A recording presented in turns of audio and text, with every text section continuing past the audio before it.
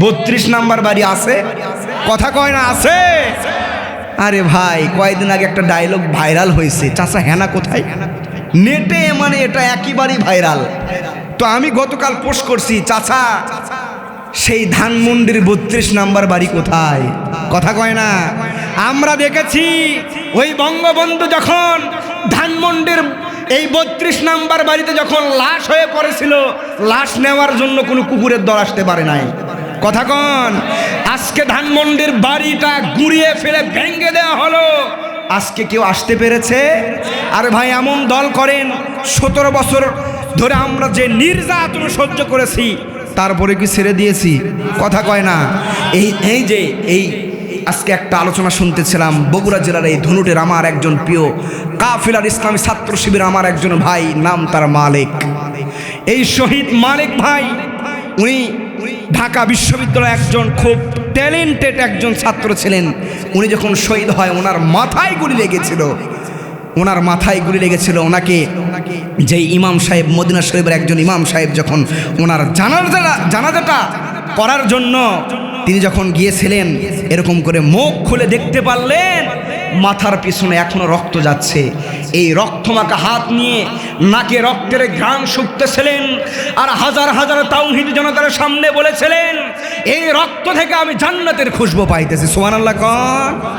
যেই কাফিলার হাজার হাজার মানুষ, হাজারো শহীদের রক্তের বিনিময়ে যেই কাফিলা পেয়েছি, যেই স্বাধীন বাংলাদেশে যেই দল পেয়েছি, এই দলকে আবারও কোনো স্বৈরচার গালি দিকে এটা আপনারা চান, কথা বলেন চান? আরে ভাই মাহফিলে তো আমরা কোনো রাজনীতি করি না, কোরআন থেকে কথা বললে কয় রাজনীতি? আরে ভাই কোরআনে কি জিহাদের কথা নাই, কথা বলেন না কেন? আজকে ছাত্র শিবিরের প্রতিষ্ঠা বার্ষিকী, সাবিলুনা আল জিহাদ, এই কথা যে শিবিরের ছেলেবেলা কয়, এটা মনে হয় কোরআনে নাই, কথা কন, এটা মনে হয় কোরআনে নাই। এই কথা বললে আমরা জঙ্গি, কথা বলেন জঙ্গি? কোরআনের কথা বললে যদি আমরা জঙ্গি হয়, তোদের মতো নাস্তিকের বাংলাদেশে আমাদের কোনো দরকার নাই। বিগত দিনে আমরা কিন্তু ইতিহাস ভুলি নাই, মাত্র 3 মাসের ব্যবধান। গতকাল এই ধানমন্ডির 32 নাম্বার বাড়ি যখন ভেঙে ফেলা হলো, লক্ষ্য করে দেখলাম আজকের সকালের নিউজের ভিতরে লক্ষ্য করে দেখেছি এই ধানমন্ডির 32 নাম্বার বাড়ির ভিতরেও আয়না ঘর আছে, নাউজুবিল্লাহ কোন।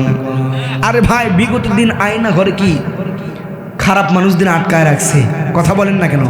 আরে ভাই সমাজের টপ লেভেলের যে সন্ত্রাসী, এদেরকে যদি 1 মাস আয়না ঘরের ভিতরে রাখা হয়, আমার মনে হয় না আর সমাজের ভিতরে এসে সন্ত্রাসী হলে, কথা বলেন না কেন?